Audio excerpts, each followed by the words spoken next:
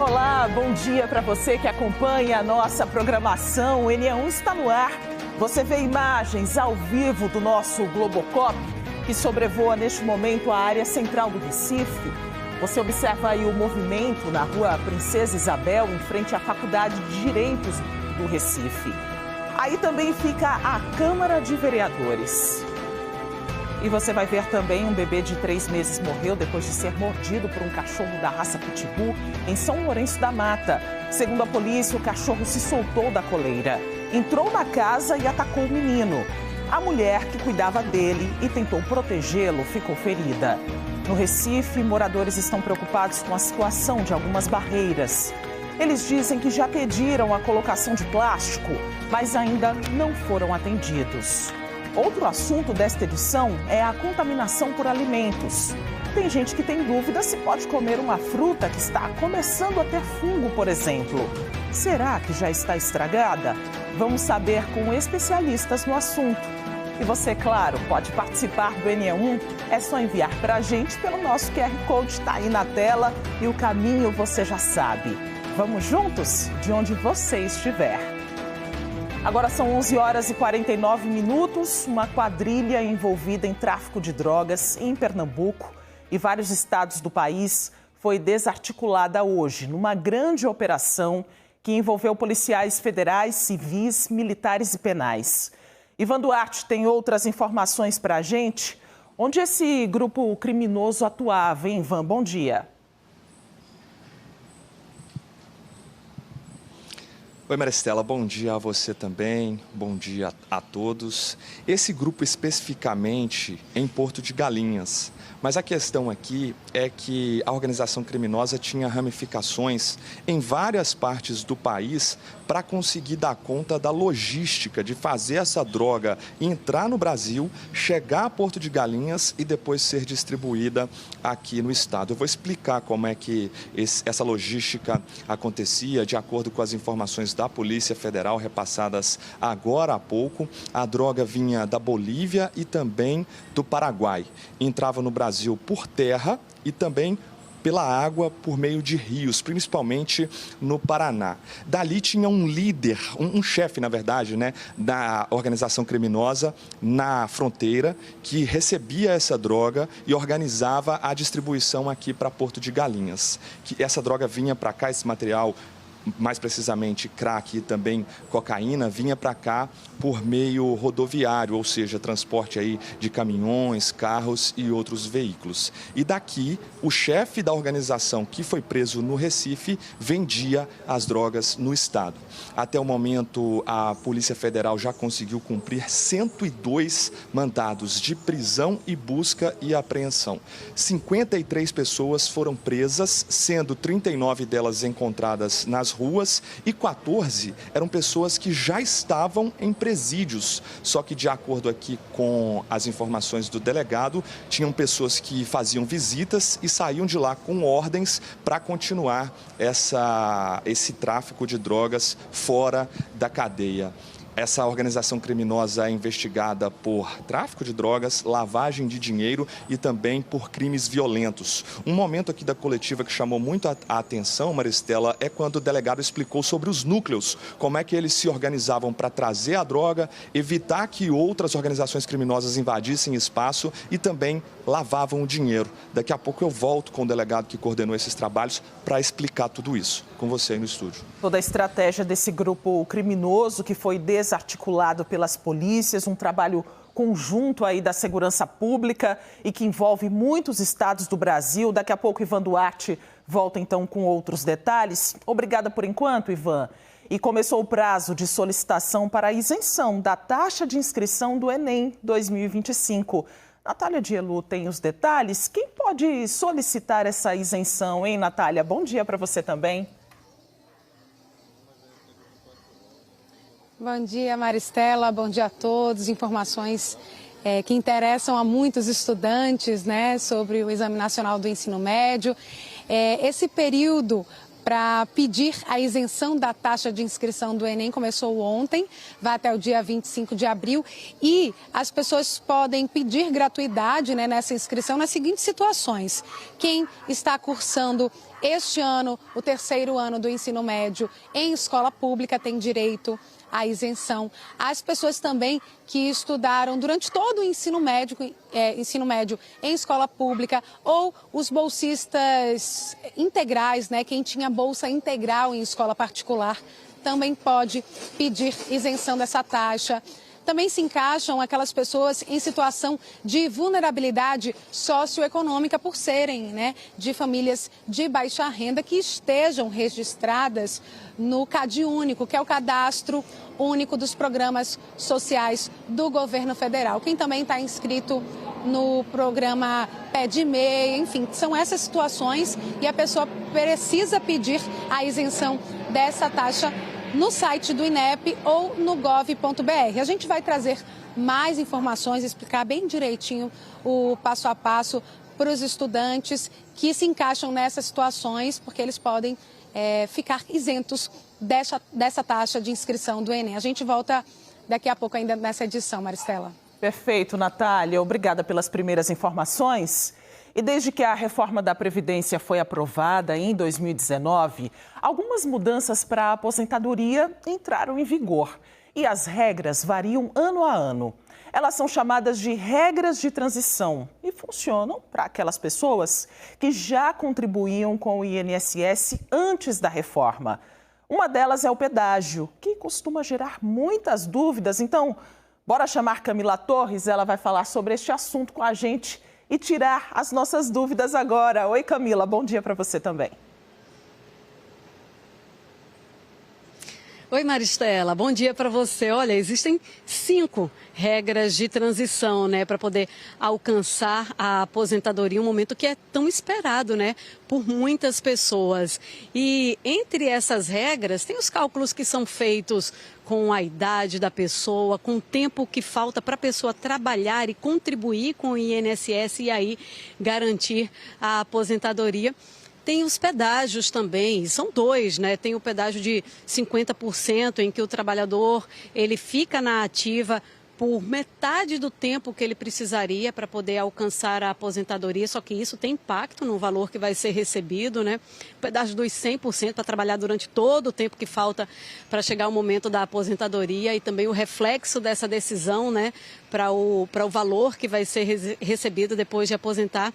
É claro que todas essas maneiras diferentes de pensar e planejar e calcular a aposentadoria, todas essas possibilidades acabam realmente confundindo as pessoas. Mas hoje a gente está com um representante aqui do INSS para poder ajudar a gente a entender essas regras de transição, principalmente os pedágios, e falar da importância também de acompanhar tudo pelo aplicativo do INSS, o Meu INSS, porque lá você consegue ter o teu próprio exemplo sendo calculado. Já já a gente conversa mais, Maristela. Tão difícil, às vezes, fazer essas contas, escolher a melhor forma, a melhor regra, né, para se aposentar. Então, fica ligado no NE1 de hoje, que daqui a pouco a gente vai trazer outras informações com a ajuda de Camila Torres.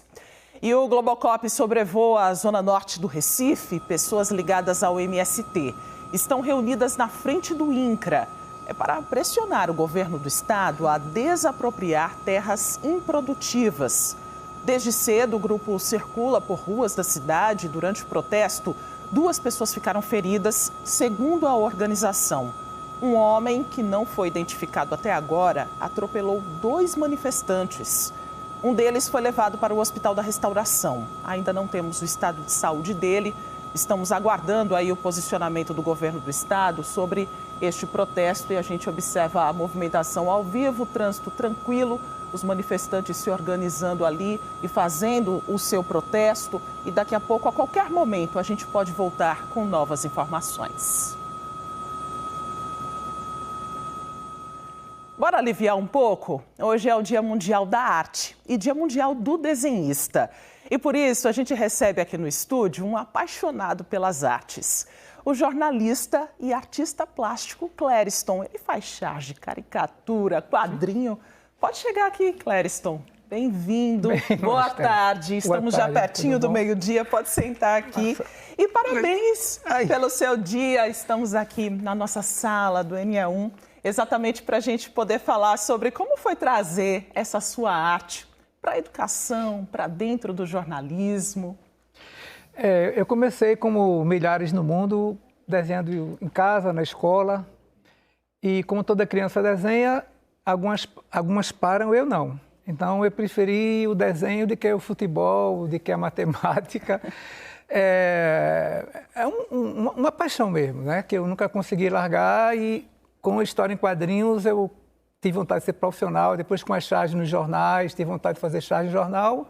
Isso me levou para o jornalismo, para a faculdade e para tudo. Inclusive, nós estamos vendo aqui um pouquinho da sua arte, um pouquinho dos seus desenhos, certo. E a forma como você se expressa. É assim que você sempre se comunicou de alguma forma com o mundo também, para trazer que tipo de mensagens? Eu comecei, me comunicava com os colegas de turma, né? Tem aquele que era mais bonito, aquele que era o melhor atleta, e eu era o que fazia as capas dos trabalhos de faculdade, que eu já tinha noção de comunicação, né?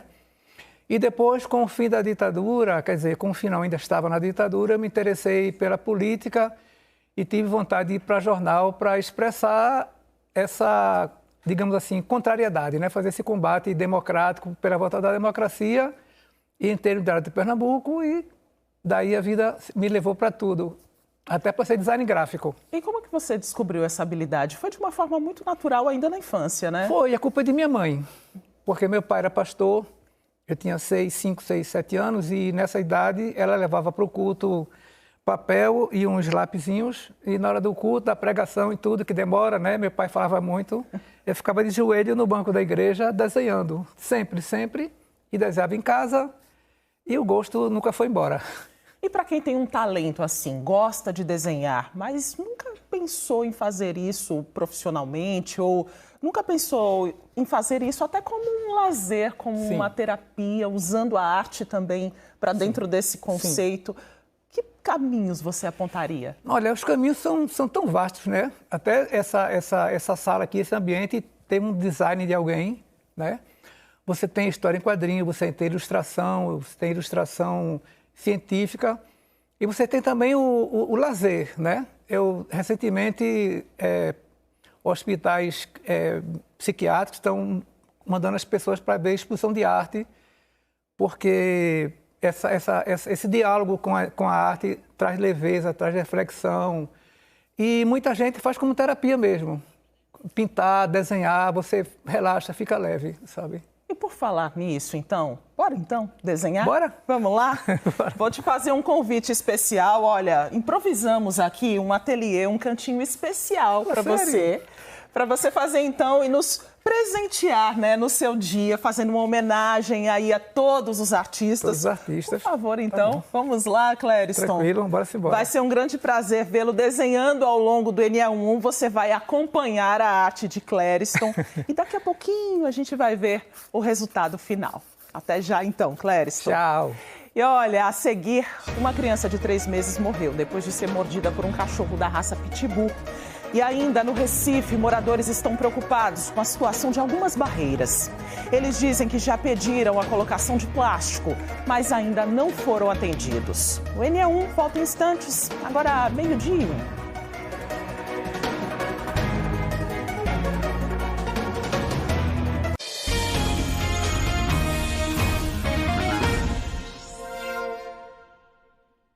Meio-dia e 3, na zona norte do Recife, moradores estão sem dormir por causa da situação de algumas barreiras.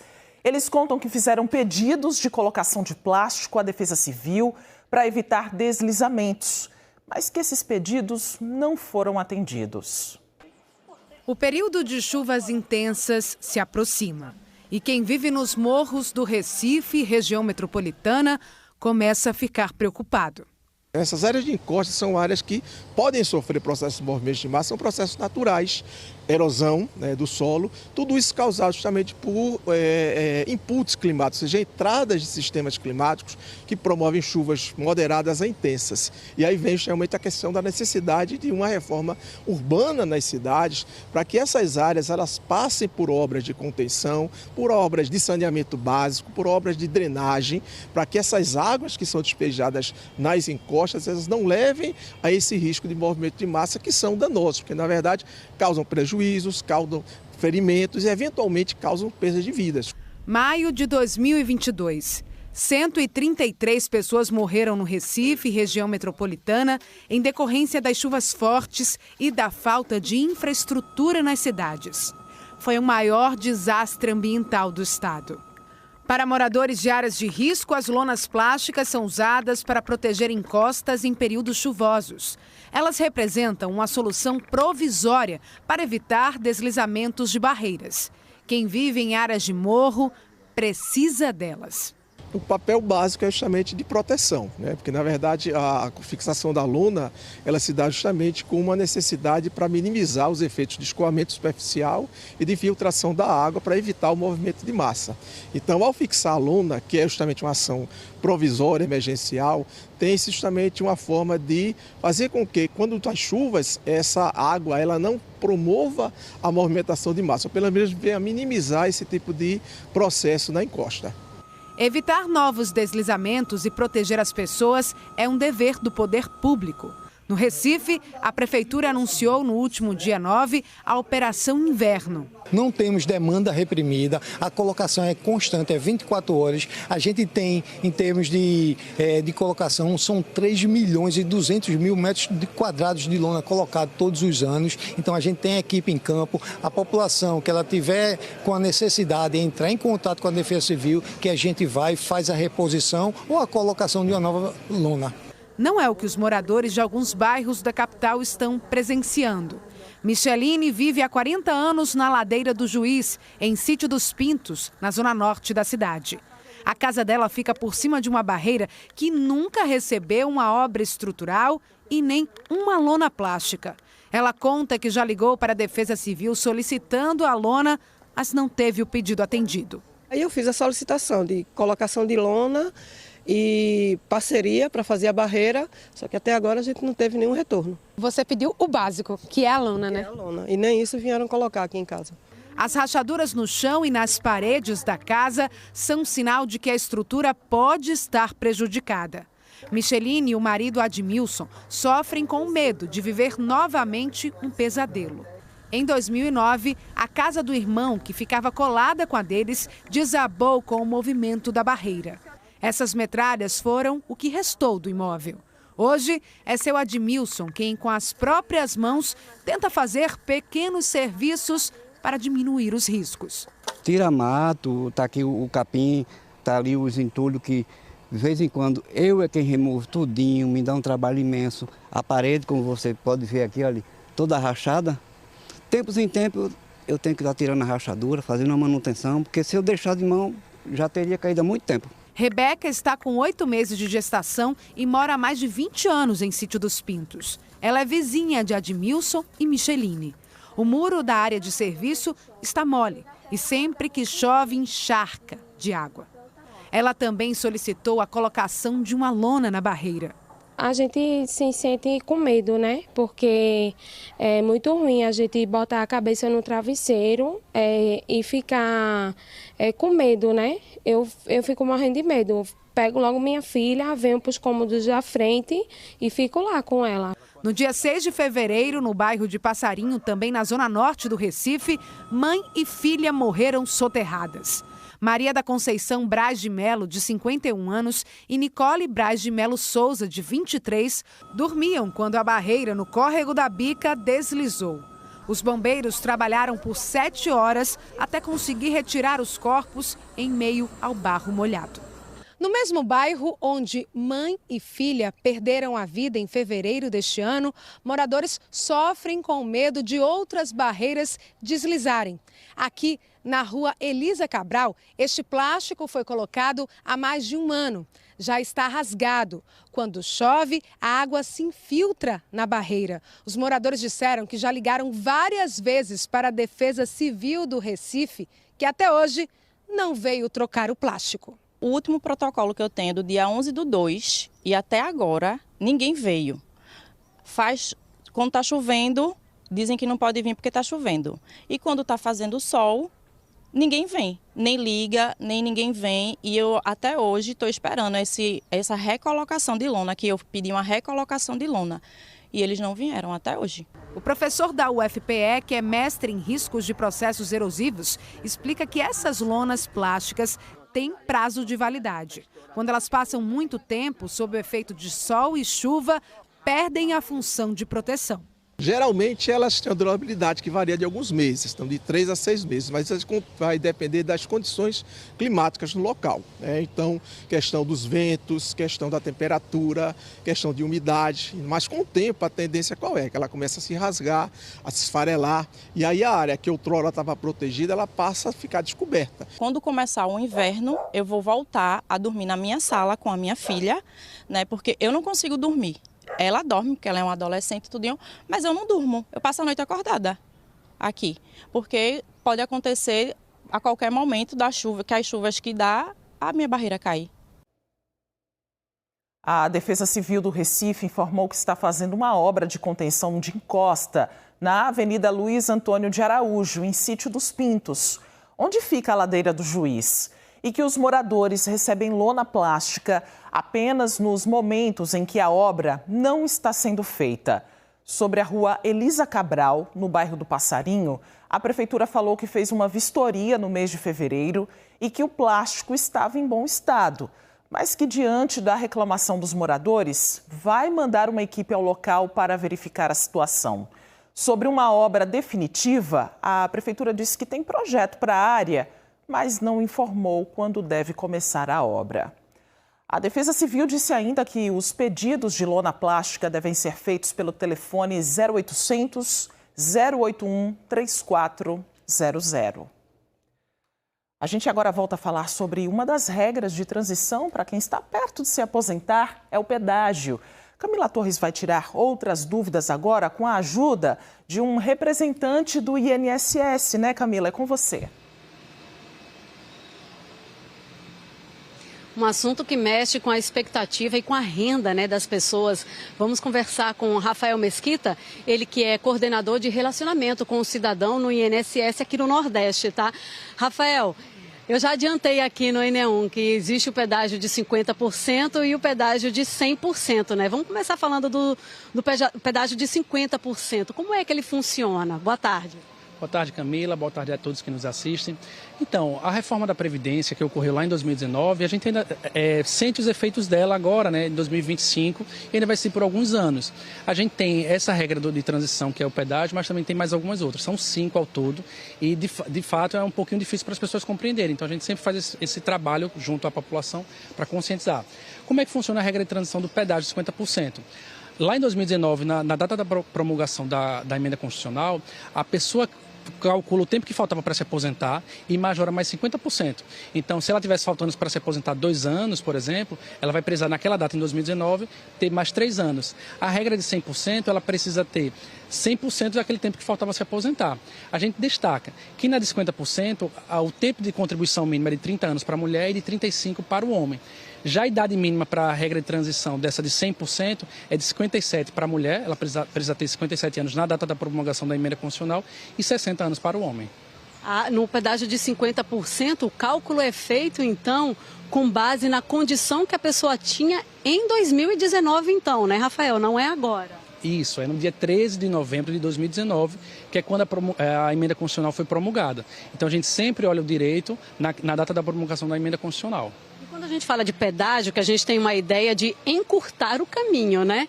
E quando a gente fala do pedágio de 50%, é porque a gente está encurtando o quê? O que está diminuindo nesse pedágio de 50%? É com relação à idade, é com relação ao tempo que ainda precisa trabalhar?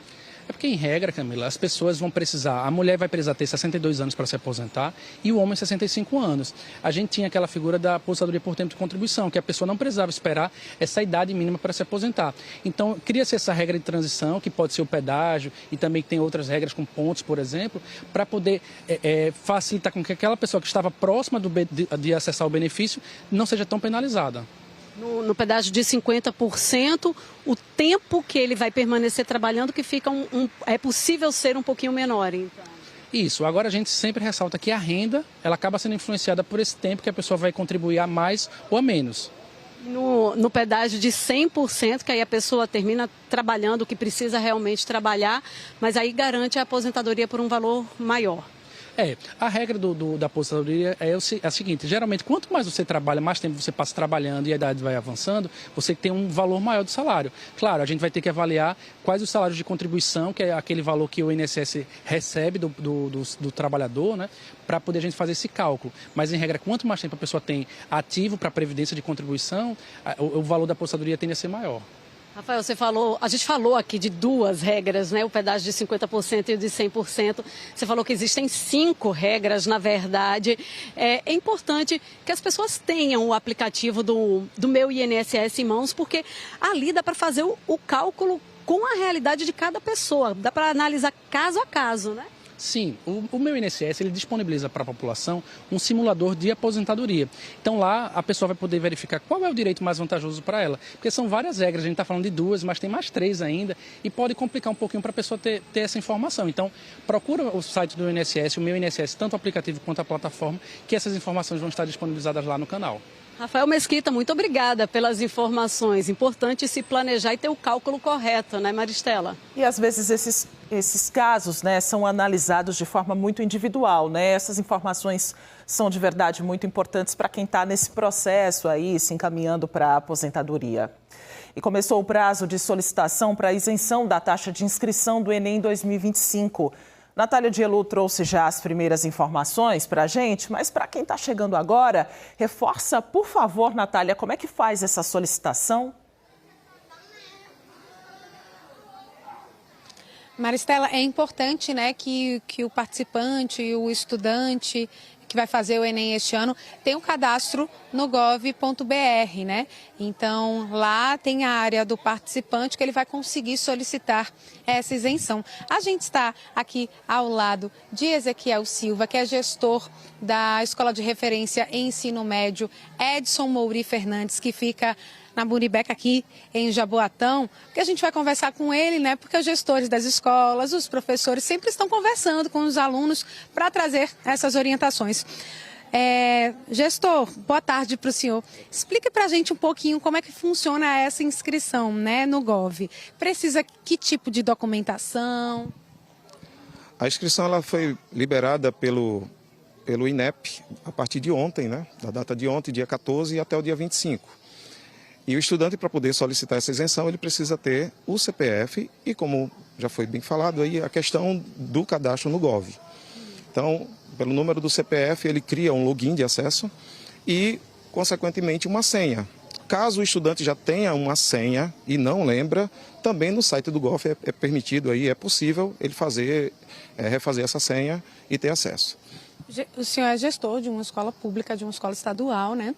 Nessas situações em que o estudante está no 3º ano do ensino médio, ele pode pedir a isenção, né? Quais são as outras situações em que a pessoa tem direito a não pagar essa taxa de inscrição? Além dos estudantes do 3º ano do ensino médio, o estudante de 2024 que porventura tenha esquecido ou teve algum problema no comparecimento das 2 provas do ano passado, ele pode solicitar uma justificativa de ausência. E o prazo para essa solicitação também acontece exatamente no mesmo período da isenção, do dia 14 até o dia 25. Nós temos mais 2 outras situações. O estudante de baixa renda, inscrito no CAD único e beneficiário do Bolsa Família ou do Pé de Meia, ou também um estudante do 3º ano da rede privada, desde que ele tenha 100% de isenção de taxas, ou seja, bolsista 100%. Então quer dizer que é tanto o estudante que é bolsista, tem 100% de bolsa numa escola privada no 3º ano ou durante todo o ensino médio, né? Nessas 2 situações, a pessoa que estudou em escola particular, mas foi como bolsista, ela tem direito? Sim, com certeza. Então ele também tem esse direito de solicitar. Estudantes que estudaram 1º, 2º, 3º ano, todo o ensino médio, também escola pública poderá fazer, caso não tenha feito no ano anterior. Essa solicitação, é muito importante a gente explicar isso para quem está nos assistindo, que essa solicitação de isenção, ela não exime, assim, a pessoa não deixa de fazer a inscrição, né? Assim, ela tem que pedir a isenção, mas ela também tem que fazer a inscrição no Enem, não pode esquecer, né? Que são 2 coisas diferentes. Né? Natália, é exatamente isso. Esse tem sido, às vezes, um problema que impede os estudantes de fazer a prova do Enem. Eles solicitam a isenção, e à medida que eles solicitam essa isenção, eles acreditam que aquilo ali já é a inscrição, e não é, né? Posteriormente, o MEC vai disponibilizar a data para inscrição. Então, nesse momento agora, o estudante vai fazer a isenção, solicitar a sua isenção. O prazo é até o dia 12, já sai uma prévia disso. E caso o estudante não tenha um resultado promissor, ou seja, não seja aprovado, ele pode entrar com recurso do dia 12 até o dia 16. E o resultado final desse recurso é até o dia 22 de maio. Professor, então quer dizer que não é até o dia 25 que a pessoa pode pedir a isenção, não? Porque a gente estava dizendo esse prazo, do dia 14 ao dia 25. A isenção até o dia 25, porém, caso ele não tenha um resultado satisfatório, ou seja, não consiga essa isenção, ele ainda tem um período para entrar com recurso, e esse recurso pode ser iniciado entre os dias 12 de maio e dia 16 de maio. Tá certo. Muito obrigada, viu, professor, pelas informações. Maristela. Obrigada, Natália. E um bebê de 3 meses foi atacado por um pitbull em São Lourenço da Mata. Isso aconteceu ontem à tarde. De acordo com a polícia, o cachorro teria se soltado e invadido a casa. A mulher que cuidava da criança também foi mordida. Foi nesta casa, no bairro Capibaribe, em São Lourenço da Mata, região metropolitana do Recife, que um bebê de 3 meses foi brutalmente atacado. Lucas Levi dos Santos estava com uma mulher de 26 anos que oferecia serviço de babá na casa dela, quando o cachorro, um cão da raça Pitbull, se soltou da coleira e avançou contra a criança que estava na sala. O Pitbull conseguiu sair do quintal, entrar na casa e correr na direção do bebê. Existia outra criança que também era cuidada por essa mulher adulta na casa, e ela conta inicialmente que o Pitbull foi na direção justamente do bebê. Ela ainda entrou em luta corporal com o Pitbull para desvencilhar. Ela mostra uma agressão, ela mostra uma lesão na mão direita, tentando desvencilhar o Pitbull do ataque do bebê, que a gente apura agora se isso foi uma fatalidade ou se a cuidadora, se ela não tomou os cuidados devidos ou se ela aumentou o risco de acontecer esse homicídio, natureza culposa. De acordo com a polícia, a mãe do bebê teria conseguido um emprego e teria deixado o filho aqui, nessa casa, pela primeira vez com a mulher que cuidou do filho mais velho dela, uma mulher que seria de confiança. O fato aconteceu dentro da casa dela e ela trazia as crianças para tomar conta dentro da casa dela. Servia como se fosse uma creche, podemos dizer assim, que funcionasse como se fosse uma creche. Segundo a polícia, a mulher ligou para o Corpo de Bombeiros e pediu ajuda. A equipe de atendimento pré-hospitalar foi ao local e constatou que o bebê já estava morto. Tinha múltiplas lesões, várias lesões pelo corpo do bebê, e agora a causa vai ficar a cargo da perícia tanatoscópica no Instituto de Medicina Legal. Não está sendo presa em flagrante, até porque foi ela que acionou a polícia. Isso é uma condição que impede a lavatura da prisão em flagrante. Ela vai ser ouvida até para a gente ter mais elementos e esclarecer com mais minúcias tudo isso que aconteceu aqui. O animal ainda está na casa, que aí no decorrer da investigação a Polícia Civil vai verificar o destino ou se existe algum tipo de implicação em relação a esse animal. O enterro de Lucas Levi dos Santos vai ser às 4 da tarde no cemitério de São Lourenço da Mata.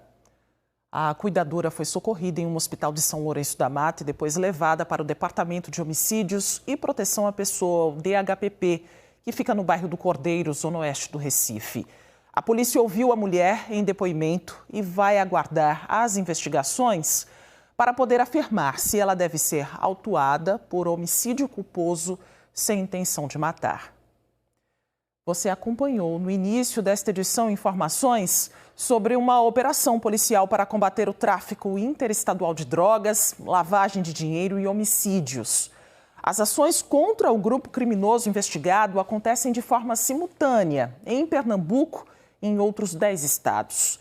Ivan Duarte traz novas informações agora ao vivo para a gente sobre a operação. Ivan. Isso, Maristela. Até o momento, 53 pessoas já foram presas, 39 estavam na rua e 14 no sistema penitenciário. Eu estou aqui com o delegado Márcio Tenório, que conduz essas investigações que ainda estão em andamento.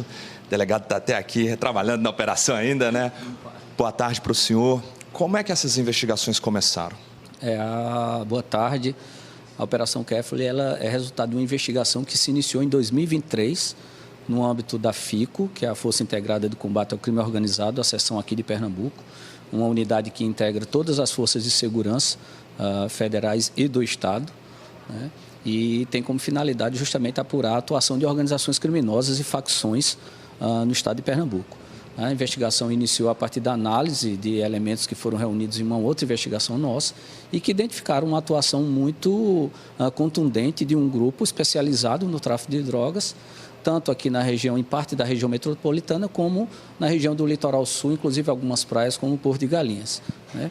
A partir disso se desenvolveu um intenso e complexo trabalho de investigação que durou quase 2 anos, né, até a gente chegar à fase atual, que foi a deflagração da operação, com o cumprimento dessa quantidade de mandados, né, foram 60 mandados de prisão expedidos e 49 de busca e apreensão, para tentar estancar de vez a atuação do grupo no nosso estado. Fala-se em rota internacional de drogas. Como é que essas drogas entravam aqui no Brasil e como eram trazidas para Porto de Galinhas, onde era essa concentração?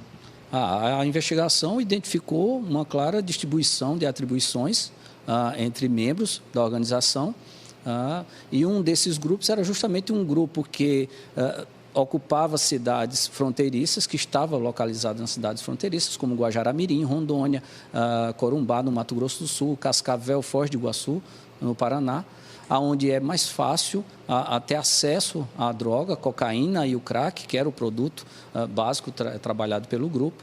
E essas pessoas desse núcleo cuidavam justamente da aquisição, do acondicionamento e do transporte, da remessa dessa droga aqui para o estado de Pernambuco, né? Chegando aqui até o estado, um outro núcleo do grupo cuidava de recepcionar e fazer a distribuição nas áreas ocupadas. Com funções bem definidas, né? O senhor me falou aqui também que os 2 cabeças já estavam, os 2 chefes, né, dessa organização criminosa, já estavam em presídios federais. O que acontece com eles agora? Eles foram presos novamente, né, pelas condutas investigadas na Operação Kefali. Eles estão sendo indiciados, foram indiciados. Foram hoje alvos de mandado de prisão, mesmo estando em unidades prisionais respondendo por outros crimes. Agora eles serão acusados de novos crimes, uma vez que mesmo recolhidos continuaram a praticar a atividade criminosa e de forma ainda mais gravosa na condição de chefes, né, de cabeça desses grupos, de onde eles articulavam. Então vão responder por novas acusações de tráfico, de lavagem de dinheiro e também de crimes violentos, né, de participação em crimes violentos. São lugares muito distantes, né? Rondônia, Campo Grande. Como é que eles enviavam as ordens para quem atuava aqui fora? A investigação demonstrou que, como é praxe em relação ao sistema, existem algumas brechas que permitem que os detentos eles consigam se comunicar com o mundo externo. Então, por exemplo, a gente tem familiares de alguns desses detentos que se mudaram para próximo dos presídios, provavelmente para ter facilidade na questão das visitas, que são permitidas por lei, e daí trazer as determinações, né? Tanto que muitas dessas pessoas, desses familiares, também foram presos hoje e nessas cidades que eu mencionei, né? E no estado de Rondônia, Mato Grosso do Sul e no Paraná. Perfeito, muito obrigado pela participação aqui com a gente, delegado. Operação em vários estados, muita gente participava dessa logística de trazer a droga para cá e algumas ficavam com a função de vender no litoral sul de Pernambuco. Então, esse é o resumo da operação, Maristela. Vou devolver com você no estúdio. Obrigada pelas informações, Ivan. A gente vai trazendo novas atualizações ao longo do NE1, ao longo da nossa programação ainda hoje. E a gente segue com imagens ao vivo do nosso Globocop, que está sobrevoando a BR-101 em Jaboatão dos Guararapes, para mostrar o trânsito na rodovia. Nós recebemos mensagens sobre a lentidão aí do trânsito. Quem está indo sentido Recife vai sim precisar ter paciência. O motivo do engarrafamento é uma obra na pista, pertinho ali da fábrica da Vitarella. E agora a gente está tendo essa imagem aí ampliada pelo nosso comandante para a gente ver a dimensão aí desse engarrafamento, dessa lentidão no trânsito para quem está sentido Recife.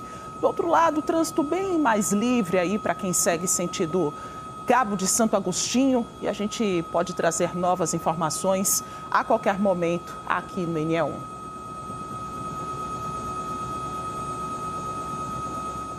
Agora a gente vai mostrar um pouquinho para você da arte que está sendo feita ao vivo aqui no nosso estúdio. Olha, no comecinho dessa edição, nós falamos sobre o Dia Mundial da Arte. Nós estamos recebendo aqui no estúdio o Clériston, que é artista plástico, está fazendo arte ao vivo no ateliê que nós improvisamos por aqui. E o resultado a gente confere daqui a pouco. Vamos seguir com outros assuntos por enquanto. No Recife, conselheiros tutelares e outros profissionais do município participaram de um seminário que busca soluções para melhorar a proteção de crianças e adolescentes na internet. Faz 8 anos que Dona Zilda é conselheira tutelar na cidade de Palmares, na Mata Sul do estado. Disse que um encontro assim é muito importante para o trabalho dela. Esse encontro ele vai ser primordial para o nosso trabalho lá na nossa cidade, devido às denúncias que a gente recebe, né? A demanda é muito grande, mas cada dia é um aprendizado. E participar desses encontros é primordial para o nosso trabalho na nossa cidade. O seminário Proteção em Rede aconteceu no Compaz Escritor Ariano Suassuna, no bairro do Cordeiro, e está na 2ª edição. O encontro reuniu pessoas que trabalham diretamente com crianças e adolescentes de várias cidades de Pernambuco. Estavam presentes conselheiros tutelares, professores, assistentes sociais e outros profissionais que juntos vão fortalecer a rede de combate à violência na internet. Foi uma iniciativa da SaferNet, uma organização não governamental que atua nos direitos humanos no mundo digital. Gustavo, que veio representando a ONG, falou o quanto é possível usar a rede de computadores de forma positiva. A SaferNet tem uma proposta de promover uma internet mais segura, certo? E um espaço também mais positivo para crianças, adolescentes e jovens. E a gente pensa que atividades como essa de educação e prevenção para diferentes atores do sistema de garantia, inclusive para os adolescentes que vão estar participando aqui durante toda a programação das atividades propostas, a gente consegue conscientizar para boas escolhas online, para que o indivíduo possa saber melhor sobre o uso excessivo e a qualidade desse uso da internet, para que ele possa saber que a internet também pode ser um espaço de violências online e como ele pode pensar a sua prevenção também. Então é muito importante que a gente pense a internet de uma forma complexa e que a gente vive uma realidade hiperconectada. Também veio gente do Recife e de outras cidades, como Jaboatão, Cupira e Lagoa de Itaenga. O secretário de Direitos Humanos e Juventude do Recife apoiou a iniciativa e falou o quanto ações como essa ajudam nessa corrente positiva. A gente está fazendo essa formação em parceria com as pessoas e instituições especializadas sobre a segurança na internet. É importante ressaltar que nas últimas estatísticas, para você ter um aumento, inclusive, do acesso à internet de crianças com 8 anos de idade, por exemplo. E o que a gente quer discutir é como proteger essa criança nesse universo da internet, que é um universo positivo quando a gente quer fazer o bem, quando a gente quer fazer formação, informação, mas também há um limbo muito grande nessa desproteção. Essas crianças ficam desprotegidas e a gente precisa compreender de que forma, inclusive pedagógica, chegar junto dessas crianças e adolescentes para que eles fiquem seguros na internet. Durante o evento, teve palestras, oficinas, uma imersão com o envolvimento de todos em busca da segurança cibernética. O NE1 traz agora informações sobre oportunidade para mulheres que querem se qualificar para o mercado de trabalho.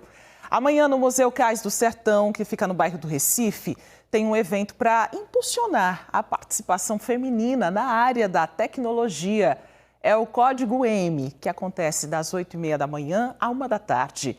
É de graça e as inscrições podem ser feitas pelo site www.códigom.la/br. E o Instituto Alpaba está oferecendo uma capacitação de liderança feminina. É o Mulheres que Querem Liderar. O curso é gratuito e online. E as participantes recebem certificado.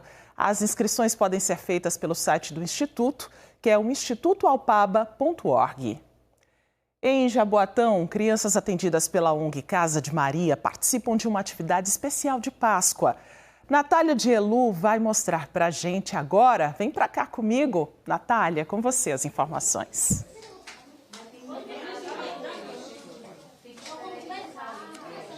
Oi, Maristela. A gente fala ao vivo aqui da Casa das Marias, que fica em Prazeres, Jaboatão dos Guararapes, onde toda essa criançada aqui está reunida para um momento muito especial, divertido, gostoso, que é rechear os ovos de Páscoa. É a Casa das Marias, né, liderada por Dona Gil, que está ali, a gente vai falar com ela daqui a pouquinho, já existe há 20 anos e sempre traz as crianças para perto, as crianças da comunidade, né? Deixa eu falar aqui com as meninas que estão super ansiosas para começar a rechear os ovos. Qual é o seu nome? Priscila. Priscila, e aí, o que é que você vai fazer hoje aqui? Me conta. Ovo pata. Vocês estão muito animadas, deixa eu falar com vocês duas aqui. Qual é o seu nome? Sofia. E você? Júlia. E aí, me conta, estão animadas? Sim. O que é que vocês vão fazer hoje? Como é que vai ser o seu recheio? Já pensou como é que vai fazer? Sim. Vai fazer como? Eu quero botar o chocolate granulado. Que eu não gosto desse chocolate, eu gosto desse. Então, olha só, gente. Os recheios todos prontos aqui. E os meninos podem começar, gente. Podem começar. Estavam aqui esperando, ansiosos para esse momento. O legal... Tudo bem? E aí, me conta o que é que você está achando desse momento aí de rechear os ovos de Páscoa. Bem legal. Por quê? Porque é um momento reunido, né? Momento de todo mundo se reunir, é verdade. E o trabalho aqui é muito legal, muito especial. Dá pra gente falar com ela aqui desse lado ou eu trago ela pro lado de cá?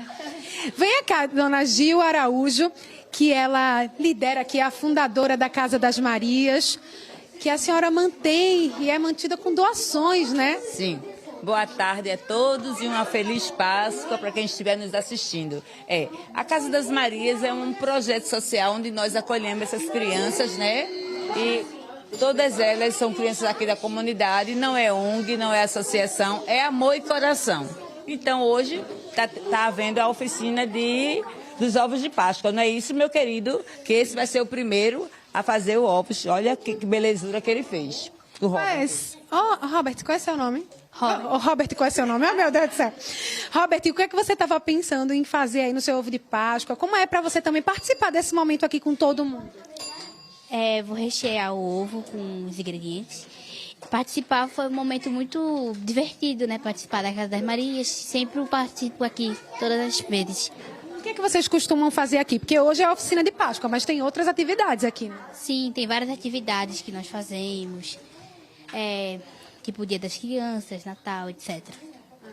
Eu fiquei sabendo que também dia de sábado tem oficina de leitura, tem dança, né, Dona Gil? Também. Então, nos sábados, nós aproveitamos o sábado, como as crianças estão em aula, nós fazemos aqui com o professor Tiago, que não está no momento, o momento de leitura. Incentivamos a leitura porque eu acho que é muito importante, na fase deles, adulta, seja qual for a idade, a leitura. E o chocolate, porque a Páscoa está chegando? Chocolate, porque a Páscoa está chegando na Casa das Marias, vai ser 3 dias de chocolate. Hoje, minha gente, dia 21 e dia 24, vem pra cá. Você, mulher que tá aí do outro lado, dia 24 será só para as mulheres adultas. Então, peço que também na casa existe um brechó, onde nós vivemos aqui através desse brechó, que é o carro-chefe, e nós precisamos de doações, tá certo? Para manter essas criançadas aqui conosco. Para mim é muita felicidade. Muito parabéns pelo trabalho tão bonito, Dona Gil. E assim, tão especial, né? Proporcionar isso para as crianças. A gente sabe, né? O quanto é bom poder fazer o próprio ovo de Páscoa. Chocolate está muito caro, né?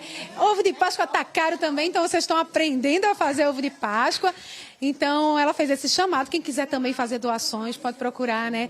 A Casa das Marias. A gente volta com você, Maristela, com esse cheirinho de chocolate, sabor de chocolate que a criançada está curtindo bastante. É uma experiência deliciosa envolvendo as crianças por aí, né, Natália? E no terreiro Ilê Axel Faomim, em Olinda, voluntários estão preparando kits de Páscoa que vão ser doados para famílias pobres do município. E você também pode ajudar nessa missão bonita. Quem traz os detalhes para a gente é Luna Markman. Boa tarde, Luna. Olá, Maristela, tudo bom? Olha só, eu tô dentro do terreiro Axé Ouro Preto, que fica no 7º RO, um bairro entre os Butrins e Guadalupe, no sítio histórico de Olinda. O pessoal aqui há 10 anos reúne doações para fazer uma Páscoa mais feliz para famílias pobres aqui da região. Vou falar com o Renato, que é ogã daqui do terreiro e também ajuda a administrar os trabalhos. O que vocês estão precisando para fechar esses kits? Boa tarde. Boa tarde a todos. Estamos precisando de ajuda para continuar comprando os peixes. Esse ano a procura está muito grande, então hoje ainda se precisa de ajuda, porque a gente sabe que a quantidade de famílias que nos buscou está sendo bem maior que do ano passado. Renato, deixa eu pedir para o Christopher mostrar ali a montagem dos kits. O que vai no kit que o pessoal pode doar? No kit vai um peixe para fazer de coco, o peixe para fazer frito, para comer à noite com cuscuz, o bredo para se fazer de coco, coentro e o jerimum para fazer o quibaby, que é um prato tradicional aqui da nossa região. E a entrega já é amanhã, então por isso esse apelo, né? Pois é, a entrega é a partir de amanhã, a partir das 16 horas. Então a gente está correndo contra o tempo para, quem sabe, fazer compras ainda amanhã para poder assistir todo mundo. Perfeito, muito obrigada. Deixa eu falar com o Babalorixá aqui do terreiro, Pai Maciel. As pessoas já ficam na expectativa, né? Porque já são 10 anos desse trabalho e vocês não querem deixar de ajudar essas pessoas. Verdade, são 10 anos que a gente vem assistindo as comunidades, não só do 7º RO, mas áreas adjacentes. E eles já chegam, de 4 horas, todos os anos são de 4 horas, mas eles chegam já 1h da tarde, meio-dia. Então, assim, a gente, de fato, estamos precisando de mais ajuda. A quantidade que temos hoje não é 20% do que tivemos no ano passado. Entendi. E aí, olhando aqui, eu fico me perguntando, eu estou vendo que tem corvina, mas precisa ser esse peixe, pode ser dinheiro? Pode ser dinheiro, pode ser outro peixe, entendeu? Não precisa se privar a corvina, não. Pode ser qualquer peixe. A comunidade está ansiosa para receber o seu peixinho e ter o peixe na sexta-feira. Você fala com Giovana, que é filha aqui da casa, nascida, criada. Como é esse momento da doação? Porque eu sei que no domingo também vai ter chocolate, né? E vocês estão pedindo esse tipo de doação também. É único. É um momento único. As comunidades vêm aqui no terreiro, né?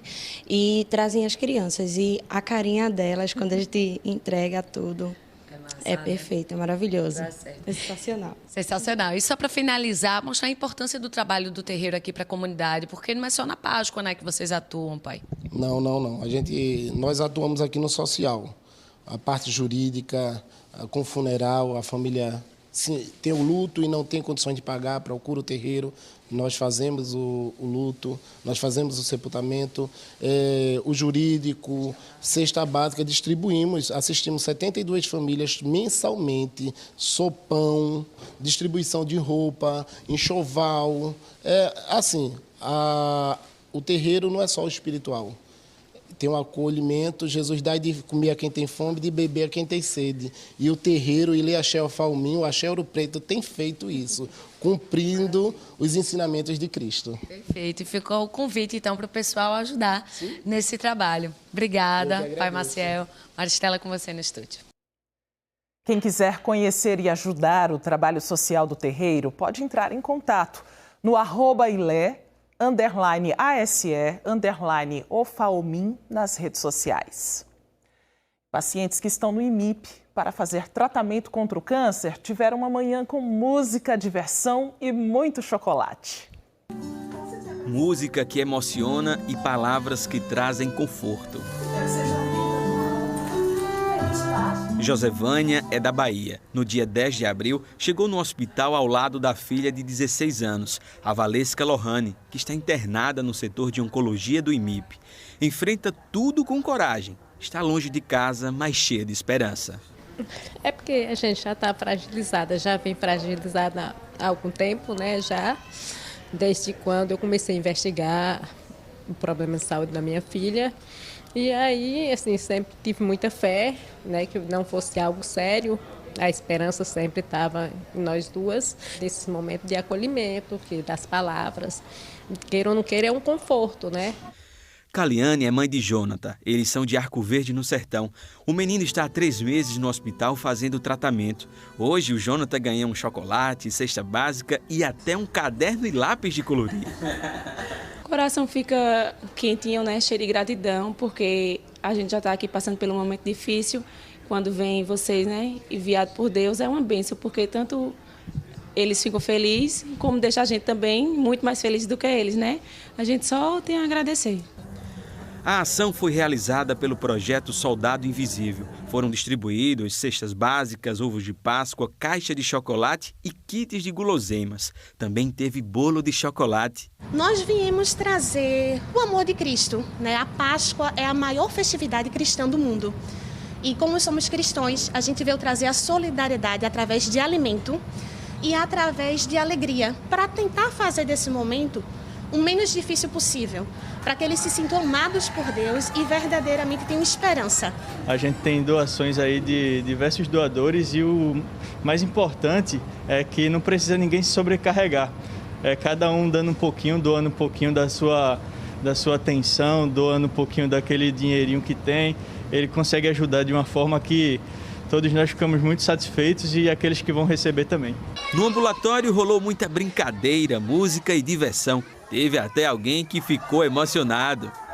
Como é que tá teu coração vendo tudo isso aqui acontecendo? Acelerado. Por quê? Acelerado. Por a festa. Tá emocionado?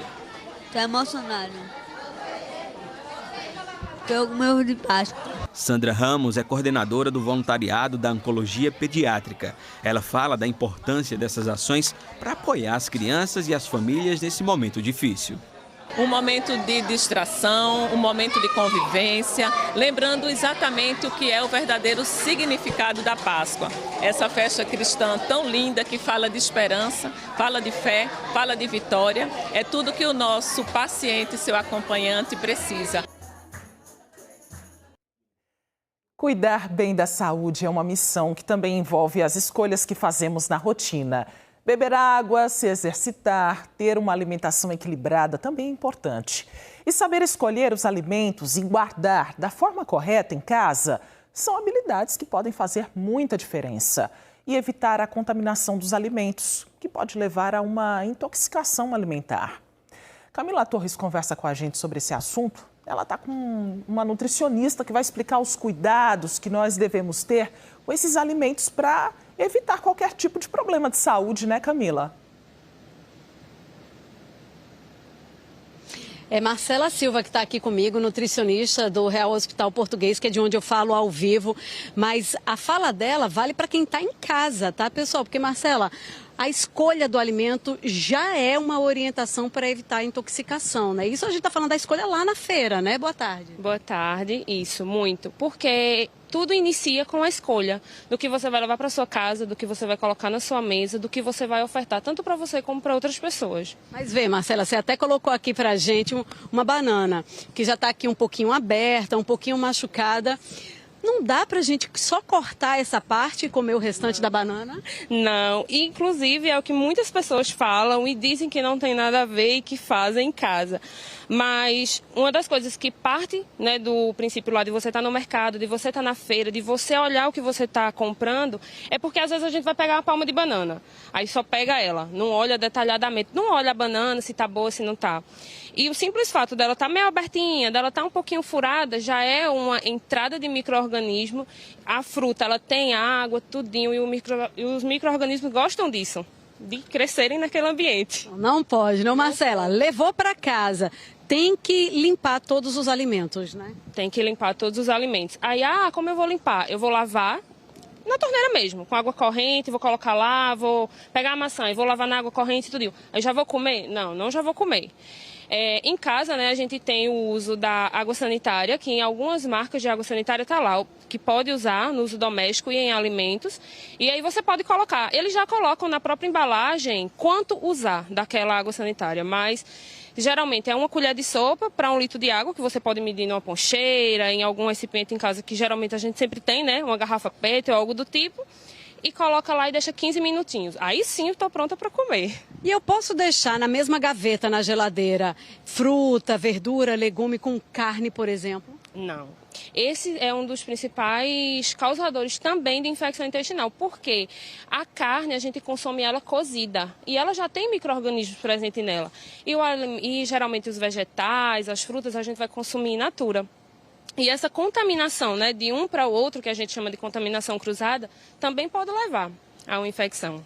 Na hora de guardar o alimento, tem alimento que eu posso guardar cru, tem alimento que eu, mesmo tendo já feito uma parte do preparo, eu posso guardar, congelar também. E na hora de descongelar, hein? Esse é o ponto crucial. Por quê? Na grande maioria das vezes, o que é que acontece? A gente faz o preparo dele todinho, limpa, congela. Aí o que é que a gente faz? Tira quase perto da hora ou de manhã e diz, não, vou deixar aqui em cima, nesse solzinho aqui, que aí vai descongelar rápido. E realmente não pode ser dessa forma, porque está no meio ambiente, está em temperatura ambiente e é a temperatura que os micro-organismos gostam de se desenvolver. O que é que é aconselhável fazer? Tirou do congelador, né, da parte que fica lá congelada, coloca na geladeira na parte de baixo, que é para fazer esse descongelamento leve e seguro. Ou fazer no micro-ondas e ir direto para a cocção, para cozimento. Samara, ela também é nutricionista aqui no hospital. Samara, estou vomitando, estou com diarreia, estou com uma infecção. O que não comer, então? Então, quando o sintoma é diarreia nos pacientes, temos alguns alimentos que são mais laxativos. Esses alimentos são o mamão, por exemplo. É um alimento laxativo porque ele tem uma enzima que vai produzir, realmente exacerbar aquela diarreia, aquele quadro. Então, a gente também tem alguns alimentos que são mais constipantes, que é a banana, a goiaba, que prende mais. Então, o que seria a diarreia, principalmente naquele paciente com infecção alimentar? Ele precisa colocar o que foi colocado para dentro, aquele alimento para fora, realmente para sair aquele micro-organismo. Outro sintoma é a náusea e os vômitos. Alimentos mais gelados, frutas cítricas, ele alivia esses sintomas. Então, é indicado água gelada, suco de acerola, de laranja, bem geladinho, o limão, alguns picolés você pode fazer com frutas, realmente com suco. Isso vai aliviar os seus sintomas. Samara, obrigada. Tá aí, gente, ó, a orientação, se tiver a infecção, o que fazer, mas principalmente a orientação de como evitar uma possível contaminação dos alimentos para evitar também a infecção intestinal. Maristela? Dá para prevenir, né, Camila? Então já dá uma olhada aí na sua geladeira, vai reorganizando as coisas para cuidar muito bem da sua saúde e da saúde da sua família também. Agora vamos dar um giro pelo trânsito. Vamos com imagens ao vivo da Avenida Antônio de Góes, no bairro do Pina. Na saída ali da Conselheiro Aguiar, neste trecho os motoristas vão no sentido Ilha do Leite, Derby, centro do Recife. Movimentação até tranquila do trânsito. Estamos nos aproximando da 1 da tarde. A gente observa aí os motoristas que estão seguindo aí para os compromissos da hora do almoço. E a gente segue também daqui agora pela Avenida Agamenon Magalhães, no cruzamento com a Rua do Paissandu. Neste ponto, os carros vão no sentido Ilha do Retiro, Boa Viagem. E aí sim a gente tem um trânsito bem mais intenso na região. Agora a Avenida Mascarenhas de Moraes, na sua tela, no bairro da Imbiribeira. No lado direito, os motoristas estão sentido ao bairro de Afogados. No lado esquerdo, sentido Prazeres, em Jaboatão dos Guararapes. Trânsito lento aí nos dois sentidos. A seguir, a gente fala sobre doenças ocupacionais. São problemas de saúde causados ou agravados pelo trabalho. O NE1 volta em instantes, agora 12h52.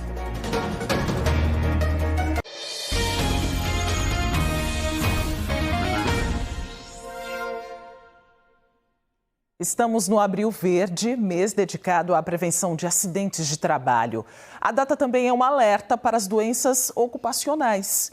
Entre as principais preocupações está a saúde mental dos trabalhadores. Camila Torres vai conversar com a gente sobre este assunto também, como os funcionários, os gestores podem identificar que algo não vai tão bem, Camila.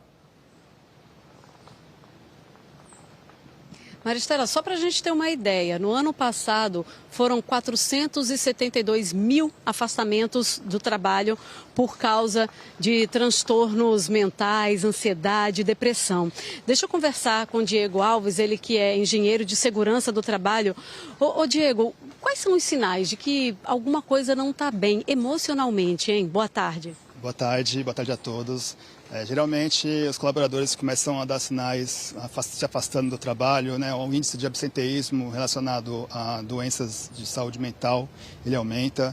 Então, é muito importante que o empregador ele monitore a saúde do colaborador, né? Seja com os exames ocupacionais regulares, seja fazendo o controle desse absenteísmo por questões relacionadas à saúde mental e também na avaliação das condições de trabalho, né? Esse ano a gente tem uma alteração importante na legislação trabalhista que entra em vigor a partir de maio já, que é a nova NR1, que trata do gerenciamento de riscos ocupacionais, e agora está incluso também a questão dos riscos psicossociais, né? Então, todo empregador tem a obrigatoriedade de identificar esses riscos e tratar para que isso não adoeça o seu colaborador. Agora vê, às vezes para o trabalhador é muito difícil externar essa condição, Diego. Qual é a orientação para o trabalhador e também para as empresas, para que olhem essa situação de uma maneira muito responsável? Porque esse número que eu trouxe de 472 mil afastamentos de trabalho é um dado oficial, é um dado do governo federal, né? Como tratar essa situação?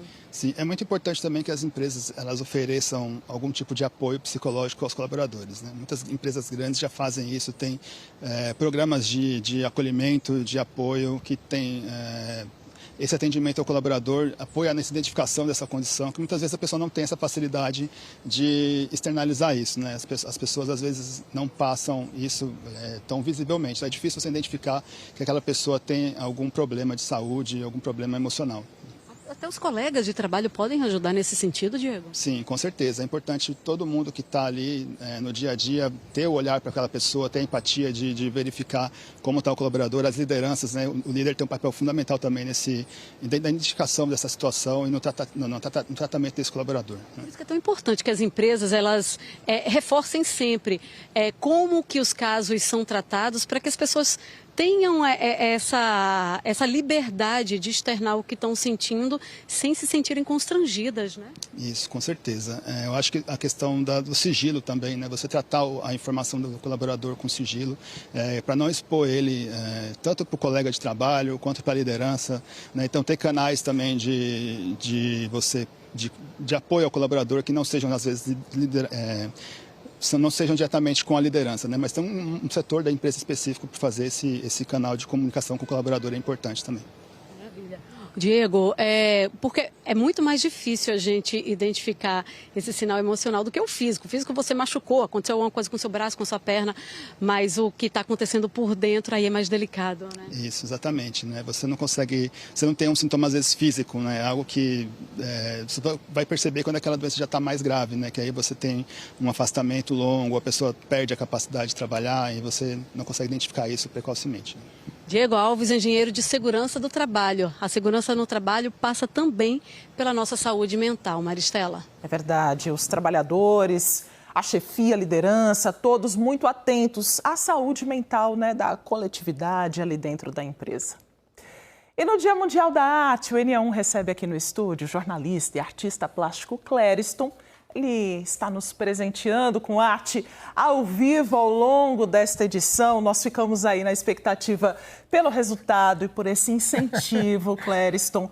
Clériston que desde criança, desde os 6 anos de idade, né, Clériston? Sem parar. Já começou a pintar, já começou esse interesse pela arte. Se especializou, virou algo profissional também, mas não deixa de ter uma grande paixão, um grande prazer por isso também, né? É prazer para ganhar dinheiro e prazer para a mente, para o coração, para o espírito, né? É bom? Como é que você se sente fazendo o teu trabalho? Olha, isso aqui, por exemplo, eu tentei fazer o Tiago. É mesmo? Olha aí, minha joia. Daqui a pouco tem o Globo Esporte. E olha só, Tiago Medeiros, retratado aqui por Clériston. O cabelinho dele aqui, ó. Olha, tem cabelo, viu, Tiago? Para você não reclamar depois. É o que chamam de caricatura, né? Muito bom. E o que mais você aqui fez é uma coisa mais artes plásticas, uma coisa meio picassiana, meio Picasso. É uma lua misturada com a mulher. Ao mesmo tempo homenageando os 60 anos da Globo, né? Muito legal. Estamos em festa, escuro, em comemoração. E tudo em relação à arte em si é a organização do espaço, né? Sim. Como aqui... que esse gatinho também, a coisa do humor, né? O desenho de humor que eu gosto muito. E aqui você tem uma paisagem que chamam de naif, né? Sim. Um desenho despretensioso. Vamos mostrar ali para aquela câmera também? Divertido, um carrinho subindo aqui, uma arvorezinha é uma coisa meio infantil. E o sonho de todo artista é desenhar como aquela criança de 5 anos, que é o desenho livre e criativo. E por falar nessa liberdade, né, quando o Clériston chegou aqui até o nosso estúdio, eu disse, Clériston, o que está aí na sua mente, o que você está pensando? Não, é muito do momento, né, do sentimento da pessoa na hora que você vai expressando ali, vai pintando, vai criando na hora. Nas artes plásticas, por exemplo, eu tanto posso fazer um esboço e seguir a risco o esboço, como fazer uma mancha qualquer e aquela mancha vai te guiando a sair alguma coisa. E é como se a arte que domina o artista para sair alguma coisa interessante. Clériston, quero muito agradecer sua participação aqui ao vivo, arte na tela, também na camiseta, essa arte foi dele. Agradeço muito sua participação, fica aqui comigo, tá? Que a gente está encerrando o NA1 de hoje com essa homenagem a todos os artistas. Parabéns para o Clériston, parabéns para você e muito obrigada pela sua companhia. Vai lá no Globoplay para acompanhar as nossas reportagens, tudo que você viu aqui hoje. Uma ótima tarde, fique agora com o Globo Esporte.